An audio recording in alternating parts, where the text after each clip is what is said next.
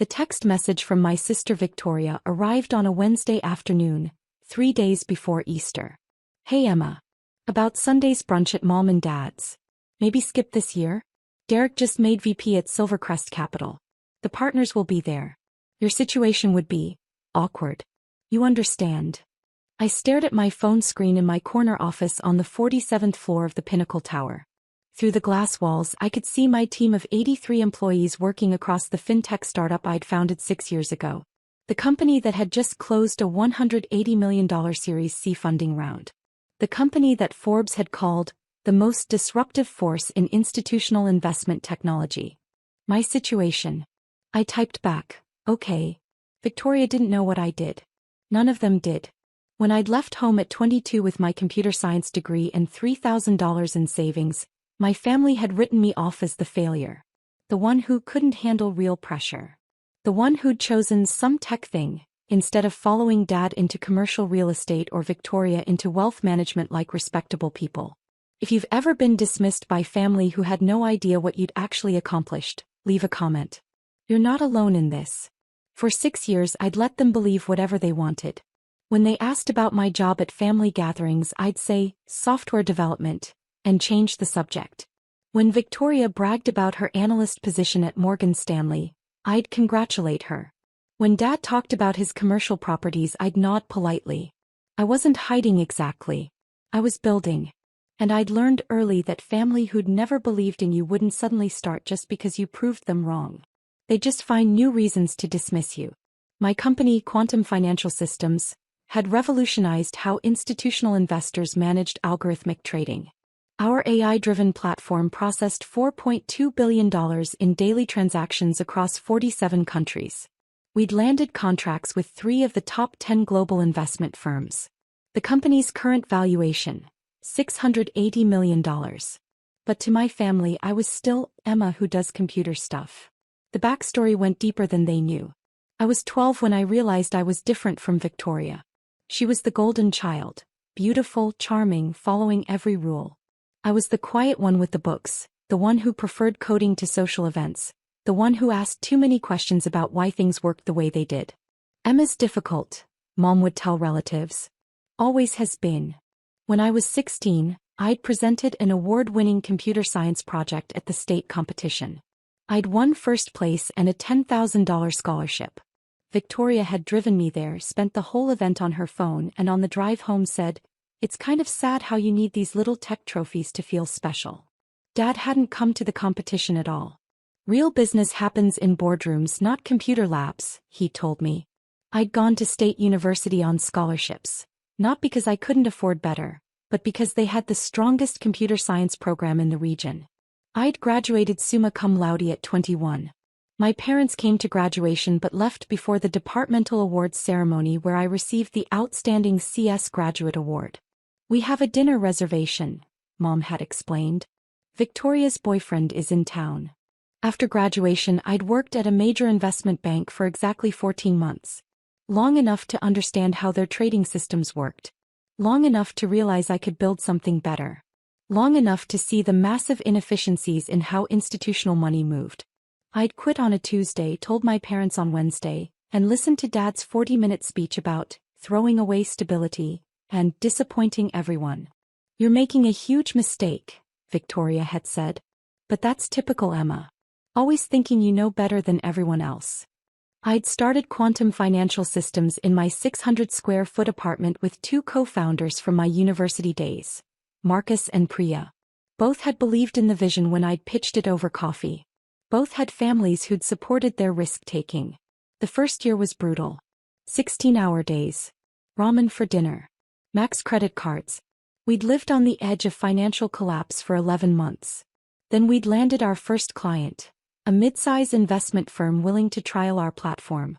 Within 3 months, their algorithmic trading efficiency had improved 34%. Within 6 months, they'd signed a $2.3 million annual contract. That was 5 years ago. Since then we'd grown exponentially. Series of funding, $23 million. Series B, $67 million. Series C, which had closed 2 months ago, $180 million. Total money raised, $270 million. Current valuation, $680 million. My ownership stake, 42%, worth approximately $285 million on paper. I was 28 years old. Forbes had featured me 4 months ago with the headline, "The 28-year-old who's revolutionizing institutional finance." The article included photos of me in my office, quotes about disrupting traditional finance, details about our technology. I'd sent the magazine to exactly 3 people: Marcus, Priya, and my mentor from university. Not my family. What would be the point? Victoria's text messages continued through Thursday and Friday. Thanks for understanding about Sunday. Derek's really sensitive about appearances. Mom's making her famous lamb. You're not missing much, lol. Derek's partners are super old school. They judge everyone by their job. You get it. I replied to none of them. Instead, I focused on the investor meeting scheduled for Tuesday, a potential client meeting that my head of business development, James, had arranged with Silvercrest Capital. They're interested in licensing our platform for their alternative investments division, James had explained in our prep meeting Friday afternoon. Big opportunity. They manage $47 billion in assets. Contract could be worth $15 to $20 million annually. Who's coming to the meeting? I'd asked. James checked his notes. Their VP of Alternative Investments, Derek Morrison. Their head of technology, Susan Park. And their managing director, Richard Grantham. I'd paused. Derek Morrison? Yeah, do you know him? No, I'd lied. Just making sure I have the name right. Derek Morrison. Victoria's fiancé. The man she'd been dating for 8 months. The man she'd been texting me about all week. The man whose sensitivity about appearances meant I wasn't welcome at Easter brunch. I'd said nothing to James. Nothing to Marcus or Priya. I'd simply prepared for the meeting like any other. Reviewed Silvercrest's portfolio. Analyzed their current technology stack. Prepared presentation materials showing exactly how our AI-driven platform could optimize their alternative investment strategies. I wasn't hiding anymore. I was watching. Monday was Easter. I spent it in my apartment working on Q2 projections and reviewing our expansion plans for the European market. My phone stayed silent except for one text from Mom at 4 p.m. Easter brunch was lovely. Derek is so impressive. Victoria's so lucky. Hope you had a nice day. I replied, glad you enjoyed it. Around 7 p.m. Victoria posted 14 photos to Instagram. The whole family at Mom and Dad's house. Victoria with Derek, her arm around his waist, both of them smiling. Derek with Dad, both holding whiskey glasses. Everyone around the table, the famous lamb in the center. The caption, "Perfect Easter with my perfect people. So blessed." 2 hearts #family #Easter #soblist. I liked the post. I didn't comment. Tuesday morning I arrived at the office at 7:30 a.m. The Silvercrest meeting was scheduled for 10 a.m. in our main conference room. The one with floor-to-ceiling windows overlooking the city, the one with our technology demos set up on 3 large screens. At 9:45 I was in my corner office reviewing final notes when James knocked. "They're early," he said. "Just arrived. Security's bringing them up." "Perfect," I said, standing and smoothing my Tom Ford suit, the navy one I'd bought last month for investor meetings. "Let's make them comfortable." I walked with James to the reception area. Through the glass doors I could see 3 people signing in with security. An older man in his 60s, an Asian woman in her 40s, and Derek Morrison. He looked exactly like his Instagram photos. Tall, athletic build, expensive suit, confident posture. The man who worked in finance. The man who was too good to have his fiancée's sister at Easter brunch. The man whose partners were super old school about judging people by their jobs. Security cleared them through. Richard Grantham stepped forward first, extending his hand to James. Richard Grantham, managing director at Silvercrest. "Thanks for having us." James shook his hand. James Chin, head of business development. "Welcome to Quantum Financial Systems. This is our founder and CEO." Derek's eyes found me at exactly that moment. I watched the recognition hit him. Watched his confident expression fracture into confusion. Watched him look from me to the reception desk behind me, where our company name was displayed in 6-foot steel letters. Watched him look back at me. "Emma Chin," I said, extending my hand to Richard Grantham. Founder and CEO. Welcome. Grantham shook my hand warmly. Miss Chin, Richard. Please call me Richard. I've been following your company's growth. Impressive work. Thank you. We're excited about this meeting. I turned to Susan Park, shook her hand. Miss Park. Susan, please. Looking forward to seeing the platform. Then I turned to Derek. Extended my hand. Smiled politely. Mr. Morrison. He shook my hand mechanically. His palm was sweating. Emma. I didn't realize that I work here. I kept my voice professionally pleasant. Yes. I founded Quantum about 6 years ago. Shall we head to the conference room? I think you'll be interested in what we've built. I turned and walked toward the conference room. Behind me, I heard Richard say to Derek, "You've met Emma before?" Derek's response was strangled. "She's my fiancé's sister." The conference room seated 12 around a modern table. I took my seat at the head. James sat to my right with our Chief Technology Officer Priya to my left. The Silvercrest team sat opposite. Derek hadn't stopped staring at me. I could feel his eyes every time I spoke, every time I moved. Susan and Richard were focused, professional, asking smart questions. Derek was spiraling. I opened the presentation. Silvercrest Capital manages $47 billion in assets, with approximately $8 billion in alternative investments. Your current algorithmic trading infrastructure processes about 2,400 transactions daily with an average lag time of 1.7 seconds. Our AI-driven platform can reduce that lag to 0.3 seconds while processing up to 12,000 transactions daily, which would increase your operational efficiency by 340% and reduce your technology overhead costs by approximately $4.2 million annually. I clicked to the next slide. We currently serve 34 institutional clients including Baxton Group, Meridian Capital and Fortress Investments. Combined, they process $4.2 billion daily through our platform across 47 countries. Richard leaned forward. What's your average contract value? Annual licensing fees range from $8 million to $24 million depending on asset volume and customization requirements. For Silvercrest's portfolio size, we'd be looking at approximately $18 million annually for full platform access with dedicated support. Derek made a sound like he'd been punched. Richard glanced at him, then back at me. That's in line with what we'd budgeted, Susan said. Can we see a demo of the interface? Absolutely. I nodded to Priya, who brought up the live demo on the center screen. For the next 40 minutes, I walked them through our technology, showed them the AI learning patterns, demonstrated the predictive analytics, explained our security protocols, answered every technical question with precise detail. Derek said nothing, just sat there, growing paler, staring at me like I was a stranger who happened to look exactly like someone he knew. At 11:40, Richard stood and extended his hand. Emma, this is exactly what we've been looking for. Susan, thoughts? Susan nodded. The technology is solid. More robust than the 3 other vendors we've evaluated. I'd recommend we move forward with a pilot contract. Agreed. Richard turned to me. We'd like to propose a 6-month pilot starting in Q3, transitioning to a full contract if the results match your projections. I stood and shook his hand. We can have a formal proposal to you by end of week. Perfect. Richard turned to Derek. Derek, you've been quiet. Any concerns from the alternative investment side? Derek's face was white. No. No concerns. This is all very impressive. Excellent. Richard checked his watch. We should head out. Derek, Susan, let's debrief in the car. James walked them toward reception. I hung back, closing my laptop. When I looked up, Derek had stopped in the doorway.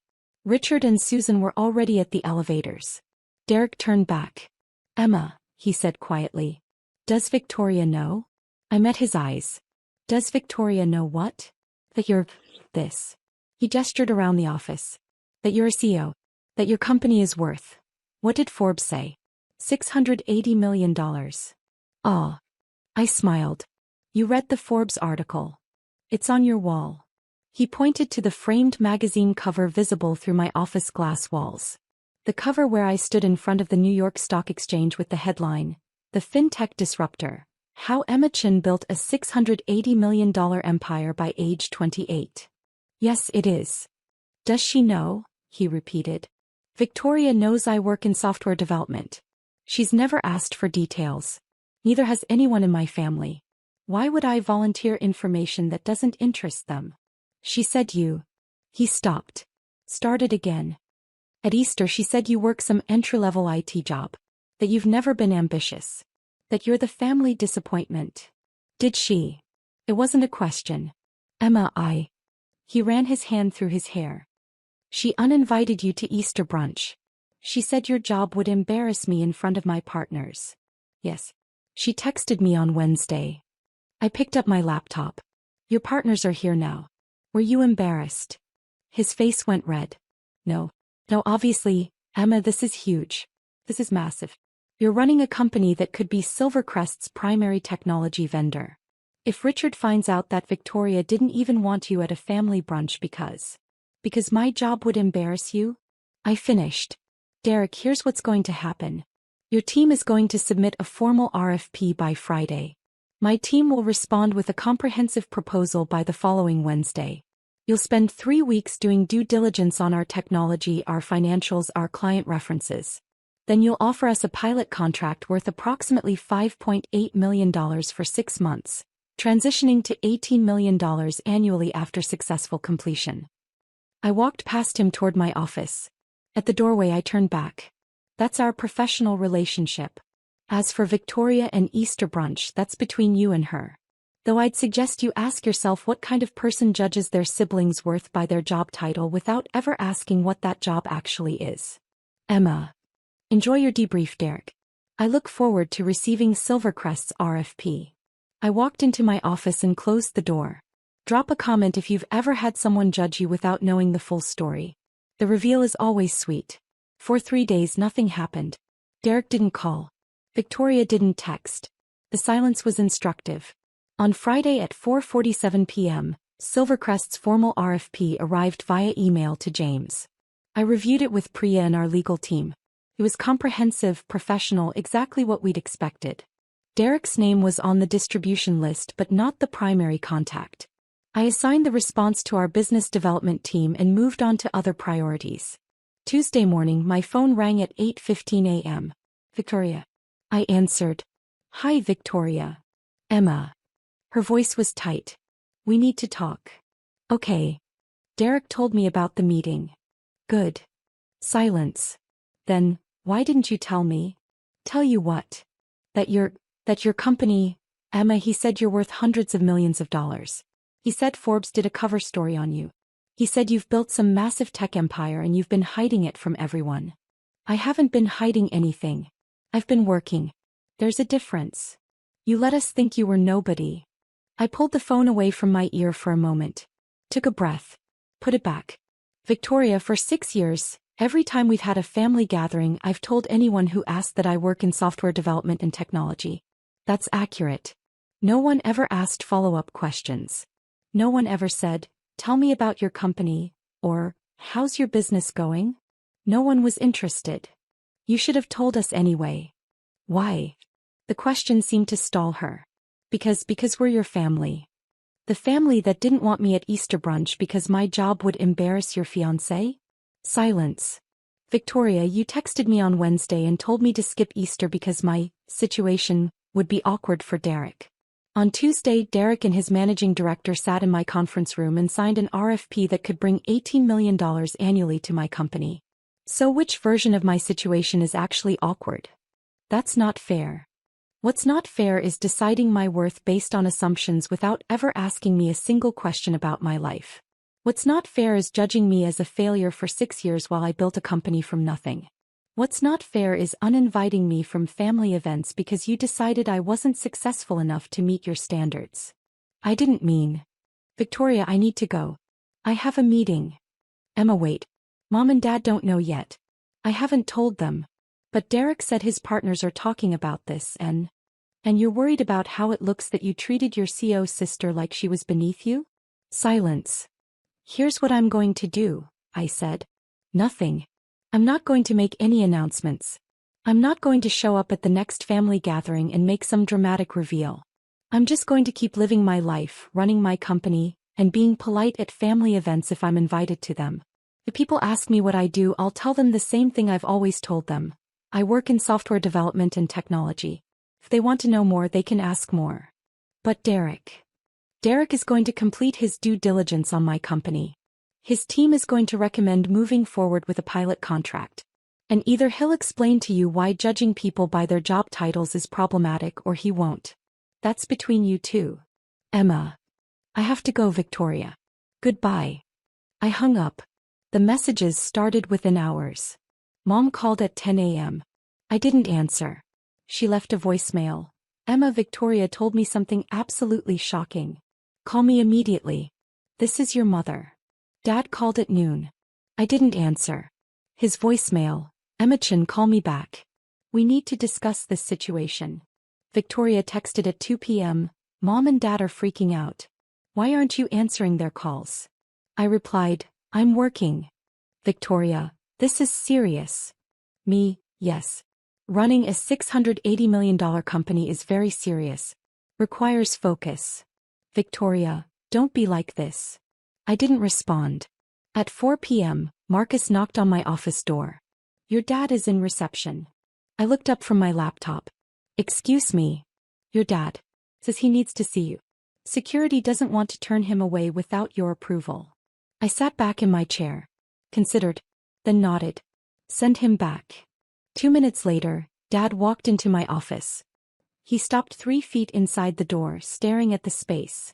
The floor-to-ceiling windows, the modern furniture, the framed Forbes cover on the wall, the view of the city from 47 floors up. Emma, he said. Hi, Dad. Would you like to sit? He sat heavily in one of my visitor chairs. Victoria told me something impossible. Did she? She said you own a company. The CEO. That you're worth. He stopped. It can't be true. I gestured around the office. This is Quantum Financial Systems.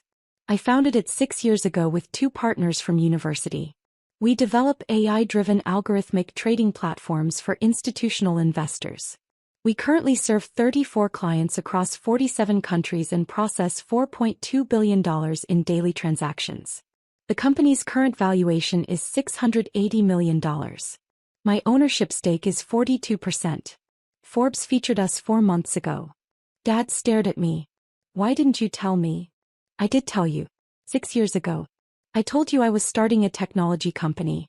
You gave me a 40-minute speech about throwing away stability and disappointing everyone. That's not. I thought you meant some little app or, Emma, this is serious business. Yes. It is. You should have explained that you were building something real. I leaned forward. Dad, at what point in the last 6 years did you ask me a single question about my company? At what point did you say, how's your business going? Or, tell me about your work? You decided what I was doing wasn't important, so you stopped asking. That's not my failure to explain. That's your failure to be interested. His face reddened. Don't speak to me like. Like what? Like a successful CEO speaking to someone who dismissed her for 6 years without knowing any facts? Dad, I've been patient. I've been polite. I've shown up to family events where Victoria brags about her analyst job and you talk about your commercial properties. And I've said nothing about the fact that my company's quarterly revenue exceeds both of your annual incomes combined. I've let you think whatever you wanted to think because frankly, it was easier than constantly defending myself to people who'd already decided I was a failure. We never said you were a failure. Last Thanksgiving you introduced me to Uncle Rob as Emma, who does something with computers. When Victoria got promoted to senior analyst, you threw her a dinner party. When I closed my Series C funding round for $180 million, you didn't know it happened because you never asked how my business was going. Dad stood up. This is ridiculous. You're angry because we didn't throw you a party? No, Dad. I'm not angry. I'm just done pretending that your lack of interest in my life is somehow my responsibility to fix. Emma. I need to get back to work. If you'd like to have a real conversation about my company, my work, or my life, you're welcome to call and schedule time. But I won't be defending myself for being successful. Not to you. Not to Victoria. Not to anyone. Dad's face was red. Your mother expects you at Sunday dinner. Does she expect me or does she expect Emma the CEO so she can brag to her friends? He said nothing. I'll think about it, I said. Thank you for stopping by. He left without another word. Comment below if you've ever had to set boundaries with family who suddenly cared when they realized you were successful. This is the hard part. The weekend was a barrage of messages. Mom called 6 times. Victoria texted constantly. Even my Aunt Linda, who I hadn't heard from in 3 years, sent a Facebook message. Saw the Forbes article. So proud. Let's catch up soon. I answered none of them. Instead, I spent Saturday at the office with Priya and Marcus, reviewing our Q3 expansion plans. Spent Sunday at home reading and ignoring my phone. Monday morning, James appeared in my office doorway with a wide smile. Silvercrest just sent their pilot contract. $5.8 million for 6 months starting July 1st. Derek Morrison called personally to confirm they're moving forward. Excellent. Send it to legal for review. Already done. James paused. Derek mentioned that he'd like to meet with you personally to discuss the implementation timeline. Said he wants to make sure the transition is smooth. Schedule it with his assistant. Formal meeting, conference room, full team present. Not a one-on-one? No. This is business. We keep it professional. James nodded and left. I returned to my email. At 11 a.m. Victoria called. I considered not answering. Then on the 8th ring I picked up. Hi Victoria. Emma please. Just talk to me for 5 minutes. I said nothing. I'm sorry, she said. I'm sorry for how I treated you. I'm sorry I uninvited you to Easter. I'm sorry I've been dismissive of your work. I'm sorry I judged you without knowing anything about what you'd accomplished. Okay. I didn't know. Victoria, you didn't ask. That's different than not knowing. I know. You're right. I should have asked. I should have been interested. I should have been a better sister. I waited. He's been really clear about how badly I messed up. He said what I did was unforgivable. He said it reflected poorly on both of us that I treated my own sister like she was beneath me. He said his partners are asking questions about why I didn't even know what my sister did for a living. Victoria, are you apologizing because you're sorry, or because it's affecting your relationship with Derek? Long silence. Both, she finally said. Is that terrible? It's honest. I sighed. Look, I accept your apology. But I need you to understand something. I didn't build this company to prove anything to you or mom or dad. I built it because I saw a problem in institutional finance and I knew I could solve it. I've spent 6 years working 80-hour weeks, risking everything, building something from nothing. And I did it without your support or encouragement or interest. So when you say you're sorry for not knowing, what you're really saying is you're sorry you got caught not caring. That's harsh. It's true. Another silence. Then, what do I do now? You decide what kind of sister you want to be going forward. You can be the person who cares about me because my company is successful and dating your fiancé's firm. Or you can be the person who cares about me regardless of what I do or don't accomplish professionally. But you can't be both. And I'm not going to help you figure out which one you choose. Emma. I have a meeting, Victoria. Take care. I hung up. The Silvercrest pilot contract launched in July. By August, their algorithmic trading efficiency had improved 38%. By September, Derek was presenting our results to Silvercrest's board of directors with a recommendation to convert to a full annual contract. My family situation evolved slowly. Mom called once a week, not to ask about my company but to have actual conversations. She'd started asking about my life, my friends, whether I was dating anyone. It was awkward at first, but it felt genuine. Dad had shown up to my office one more time in August with a request. Would you teach me about your technology? I want to understand what you've built. I'd said yes. We'd met for coffee twice and I'd explained algorithmic trading in terms he could understand. He'd listened. Asked questions. At the end of the second meeting he'd said, I wish I'd done this 6 years ago. Me too, I'd replied. Victoria was more complicated. She'd invited me to 3 events since our phone call. I'd declined 2 and attended one, a birthday dinner for Derek. She'd introduced me as my sister Emma, who founded Quantum Financial Systems. It felt performative, but it was a start. The real change came in October. Derek and Victoria had their engagement party at Silvercrest's private club, the same venue where they'd planned Easter brunch. This time I was invited. Not just invited, Victoria had texted, please come. I know you're busy, but it would mean everything to me. I'd almost said no. Then I'd thought about what Marcus had said when I told him about it. You've already won, Emma. Everything else is just showing up. So I'd shown up. The party was exactly what I'd expected. 150 people, champagne, excessive flowers, everyone in expensive clothes talking about finance and real estate and who was getting promoted where. I'd arrived at 7 p.m. wearing a black Saint Laurent dress. Victoria had spotted me immediately and rushed over. You came, she'd said, and for the first time in years she'd hugged me like she meant it. Congratulations, I'd said. Both of you. Derek had joined us, extending his hand formally. Emma. Thank you for coming. And thank you for what your team has done with the pilot. The results have exceeded every projection. That's good to hear. Victoria had pulled me toward a group of her colleagues. Everyone, this is my sister Emma. She founded Quantum Financial Systems. I'd shaken hands, answered questions about our technology, kept everything professional and brief. After 20 minutes, I'd excused myself to get a drink. At the bar, Richard Grantham had appeared beside me. Emma, he'd said. I wanted to tell you personally. The board approved the full contract this morning. $18 million annually, 3-year term, option to expand. Derek's presenting the final paperwork to your team on Wednesday. That's excellent news, Richard. Thank you. Thank you. You've built something remarkable. He'd raised his glass. To disruption. I'd clinked glasses with him. To solving real problems. I'd stayed at the party for exactly 2 hours. On my way out, Victoria had caught me at the door. Thank you for coming, she'd said. Really. It meant a lot. You're welcome. Emma, I'm trying. I know I have a long way to go, but I'm trying to be better. I'd looked at my sister, really looked at her. Seen the effort behind the words.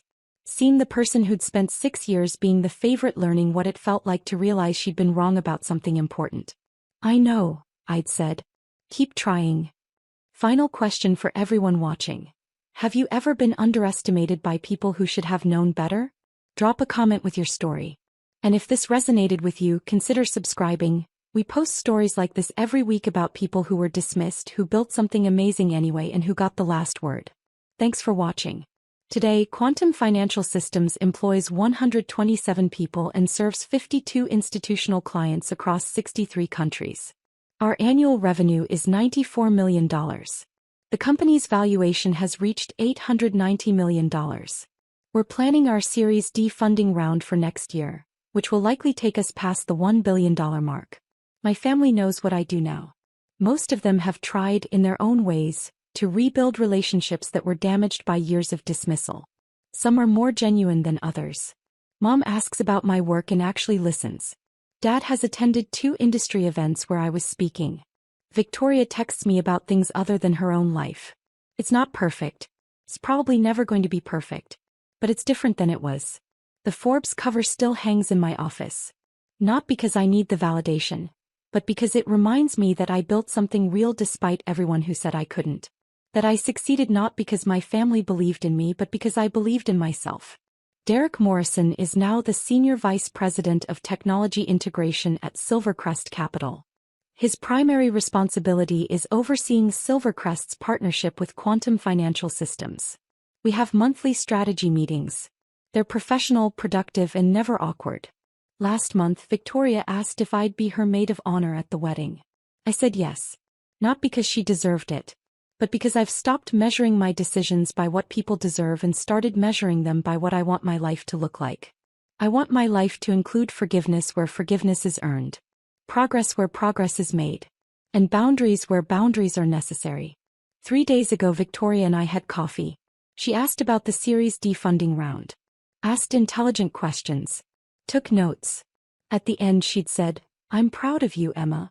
I should have said that 6 years ago, but I'm saying it now." Thank you, I'd replied. Then she'd asked, "Do you think you'll ever be able to trust me again? Like really trust me the way sisters should?" I'd considered the question honestly. I don't know.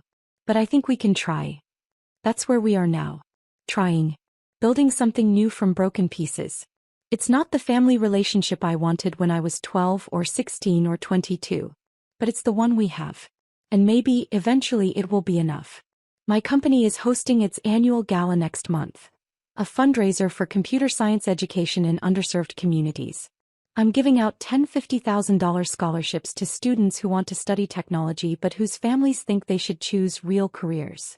Victoria asked if she could volunteer at the event. I said yes.